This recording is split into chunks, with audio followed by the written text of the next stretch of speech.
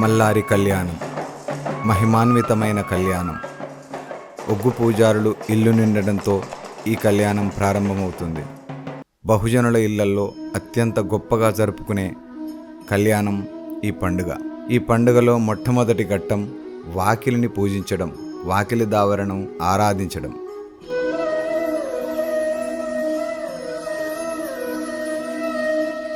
పుట్ట బంగారం కార్యక్రమంతో మొదలవుతుంది కళ్యాణం.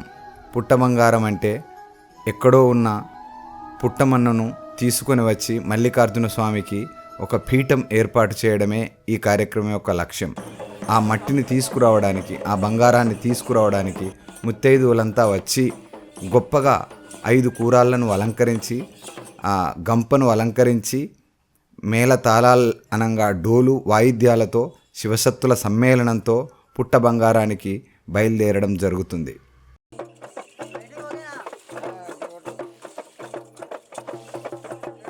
పుట్ట బంగారం పుట్టను పూజించి, పూలతో అలంకరించి, ముగ్గులతో శుద్ధి చేసి, ఆ తర్వాత పుట్టలో పాలు పోసి, ఆ తర్వాత పూజా సామాగ్రిని పుట్టపై ఉంచి, ఆ పుట్ట బంగారాన్ని ప్రేమగా తీసుకొని భగవంతుడు మల్లికార్జునునికి, ఆ భగవంతుడు మల్లారికి ఒక స్థలపీఠం ఏర్పాటు చేయడానికి, ఒక గద్దెను ఏర్పాటు చేయడానికి చేస్తున్న కార్యక్రమం ఈ పుట్ట బంగారం. మగవాళ్ళందరూ ఎంతో ఉత్సాహంగా మనుషుల కళ్యాణం కంటే గొప్పగా మా దేవుడి కళ్యాణం జరగాలనే ఆశతో 5 ముత్తైదువులు 5 బిందెల నిండా 5 కూరాళ్ళ నిండా నీళ్లు తీసుకువచ్చి ఆ పుట్ట బంగారాన్ని ఆ పుట్ట చుట్టూ నీళ్లు చల్లి ఎంతో శుద్ధి చేసి ఆ పుట్ట బంగారాన్ని, ఒక మన్నును బంగారంలా భావించి తీసుకెళ్లే కార్యక్రమం ఇది. మల్లారి బహుజనుల దేవుడు, బంగారం లాంటి దేవుడు, బంగారాన్నిచ్చే దేవుడు. కనుకనే ప్రతి ఒక్క కుటుంబం మల్లారికి తన ఇంటి బిడ్డలా, తన ఇంటి దేవుడులా, తన కులదైవంలా పూజిస్తూ వస్తూ ఉంది.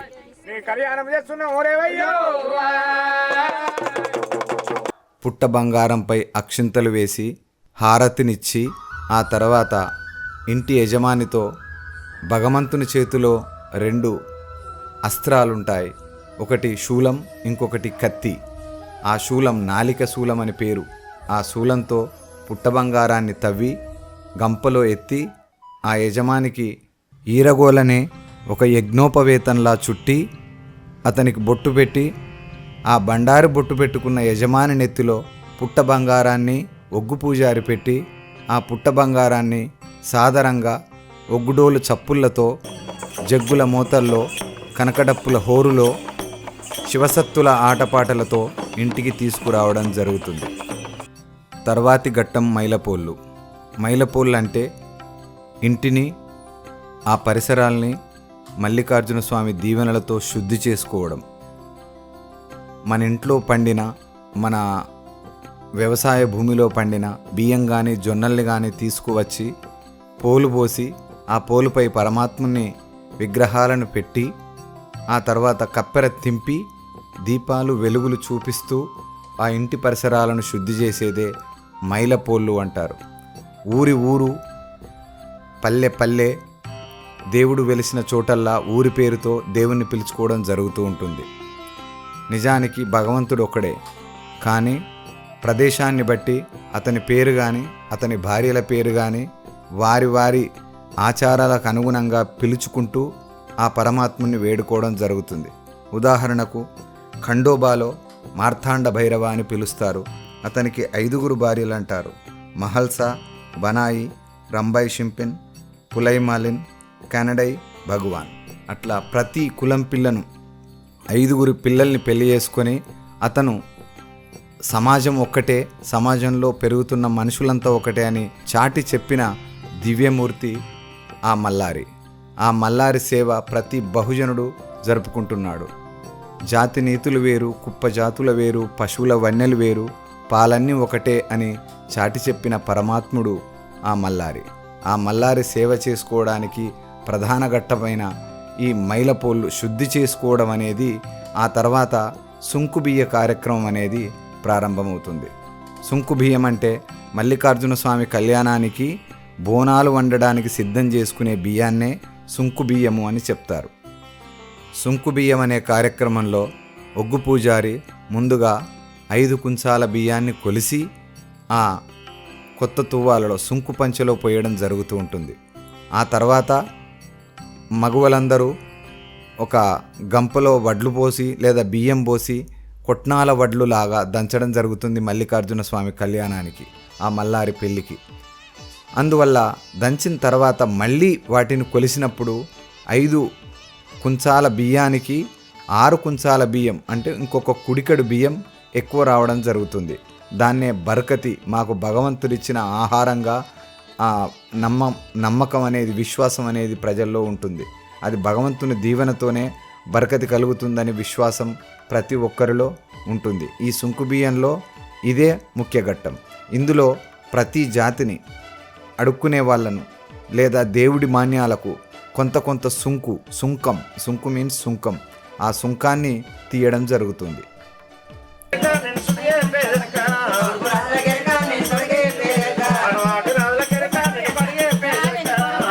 మరునాడు ఉదయం దేవుని అభిషేకంతో లగ్గం పట్నం ప్రారంభమవుతుంది. పాలు, పెరుగు, నెయ్యి, వెన్న, సల్లా యాదవులు చేసిన పంచామృతాలివి.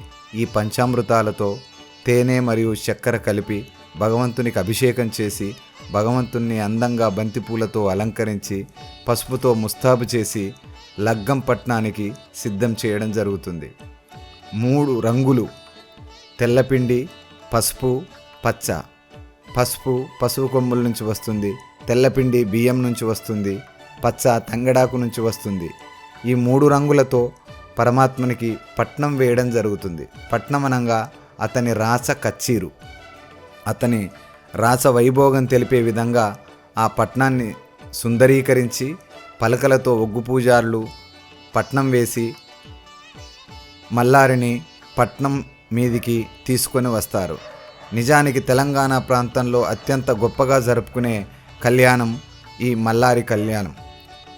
ఇక్కడ తెలంగాణ ప్రాంతంలో మల్లన్న అని పిలుస్తారు, మహారాష్ట్రలో మల్లారి అని పిలుస్తారు, అదే కర్ణాటకకి వెళ్తే మైలారలింగేశ అని పిలుస్తారు.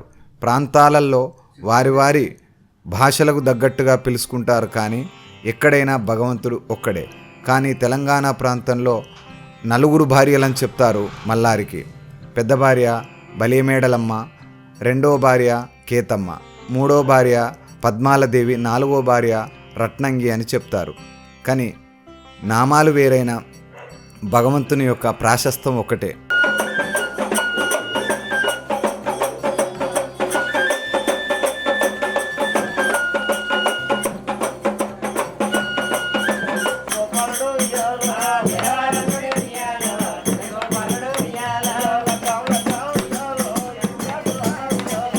భగవంతుడు బహుజనులందరికీ సేవ చేసిన పరమాత్ముడు. అందుకే ఆయన ప్రతి హృదయంలో నిలిచి ఉన్నాడు. తరతరాలుగా ఏ పుస్తకంలో రాయబడకున్నా, ఏ చరిత్ర చెప్పకున్నా జనుల హృదయాలలో ఆ పరమాత్ముని చరిత్ర మళ్ళీ తరాలకు సాగుతూనే ఉంది. ఇది ప్రతి ఒక్కరి బహుజనుడి డిఎన్ఏలో నిలిచిపోయిన చరిత్ర. అందుకే మరుగున పడలేదు, మరుగున పడది కూడా.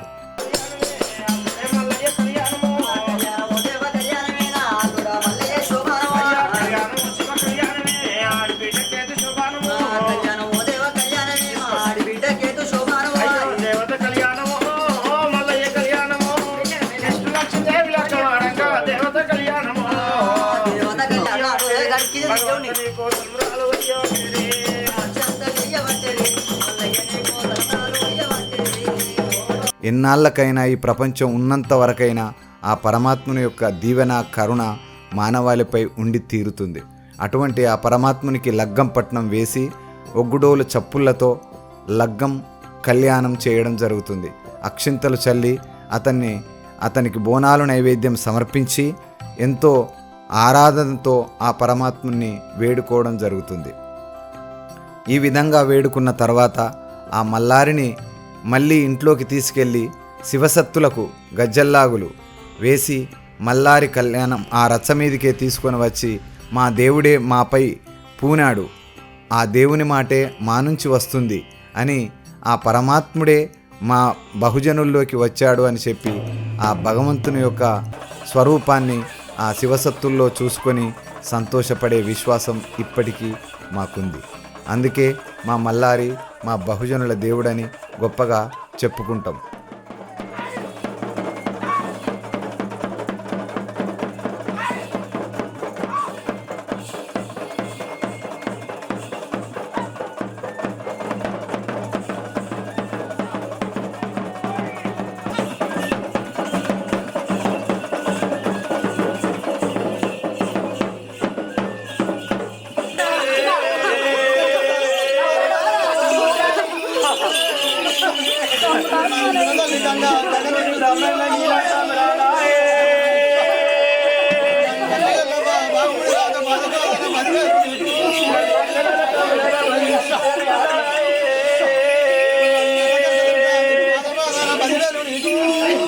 లగ్గంపట్నం తర్వాత జోగు తిరగడం ప్రారంభమవుతుంది. ఆడిబిడ్డ ఎల్లవ్వను పిలిచి మల్లికార్జున స్వామి తన కళ్యాణానికి బహుజనులందరికీ భోజనం పెట్టడానికి అతను అడుక్కోవడం జరుగుతుంది. రాసులకాన వడ్లు తెచ్చి జనాలందరూ అతనికి పోస్తారు. అదే ఆనవాయితీగా మల్లికార్జున కళ్యాణం చేసేటోళ్ళు కూడా జోగు తిరగడానికి ఒగ్గు పూజారుల సమేతంగా మల్లన్న పెళ్లి చేసుకుంటున్నామని వెళ్తే వాళ్ళు జనులందరూ వారికి దానం చేస్తే ఆ తెచ్చిన బియ్యాన్నే నాగవెల్లి బోనాలు అనడానికి సిద్ధం చేయడం జరుగుతుంది. ఆ తర్వాత నాగవెల్లి ప్రారంభమవుతుంది. యథావిధిగా లగ్గంపట్నం ఎలా వేశారో అలాగే నాగవెల్లిపట్నం వేసి ఆ పరమాత్మనికి బోనాలండి అప్పాలు, జ్యోతులు, పలు రకాల పిండి వంటలు, నవకూరగాయలతో భోజనాలు వండి ఆ పరమాత్మునికి నైవేద్యాలు పెట్టడం జరుగుతుంది. ఈ పట్నం మీన్నే సల్లలు అమ్మడం జరుగుతుంది. యాదవులు ఏ విధంగా సల్లలు చేయాలో, ఏ విధంగా పంచామృతాలు తయారు చేయాలో నేర్పడం జరుగుతుంది. ఆ తర్వాత ఆ పరమాత్ముని యొక్క కథను, ఆ దేవుడు ఎలా బహుజనుల కోసం కష్టపడ్డాడో కేతమ్మ కథను చెప్పడం జరుగుతుంది.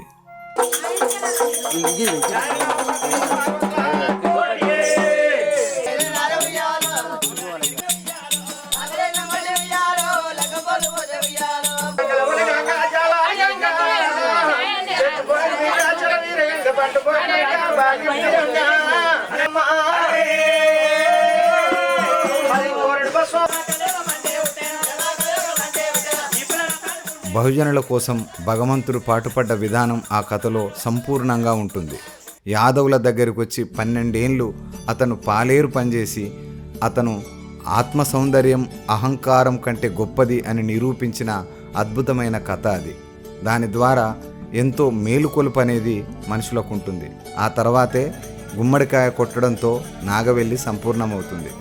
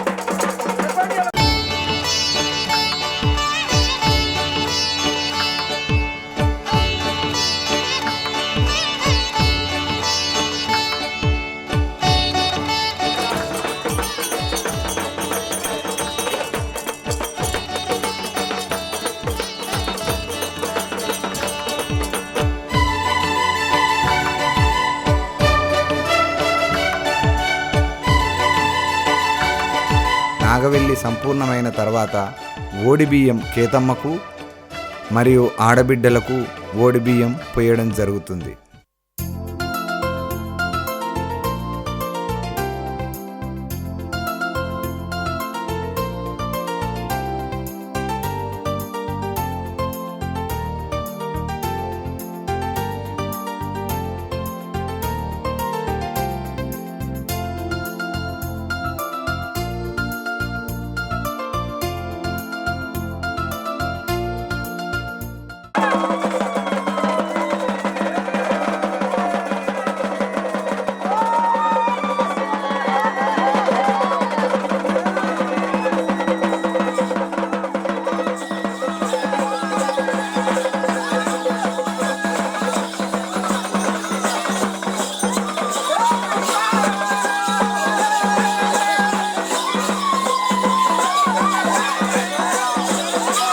చివరి ఘట్టమైన శంకుతీర్థం ఇప్పుడే ప్రారంభమవుతుంది.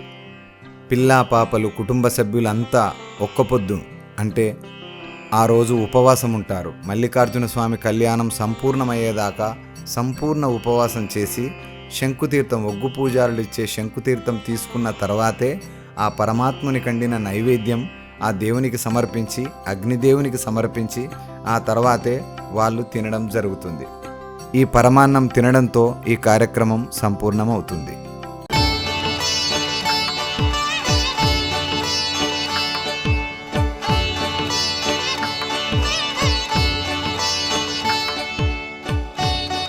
మా అత్తమామ మంచిగా కోరుకున్న దేవుని మాకు ఇచ్చిర్రు. మంచిగా శుభం జరుగుతుంది. మాకు అన్నీ మంచిగా జరుగుతున్నాయి. 4 వద్దుల్లో నాగేళ్ళు చేసుకుంటున్నాము. తాత ముత్తాల నుండి చేసుకుంటున్నాము. ప్రతి 5 ఏళ్ళ ఒకసారి పట్టణాలు జరుపుకుంటున్నాము. అప్పటి నుండి ఇప్పటి వరకు మాకు దేవుడు మంచి ఆరోగ్యాలు మంచిగా బరకతి అందిస్తుండు. కాబట్టి దేవుడిని ప్రతి 5 ఏళ్ళ ఒకసారి పట్టణాలు వేసుకుంటున్నాము.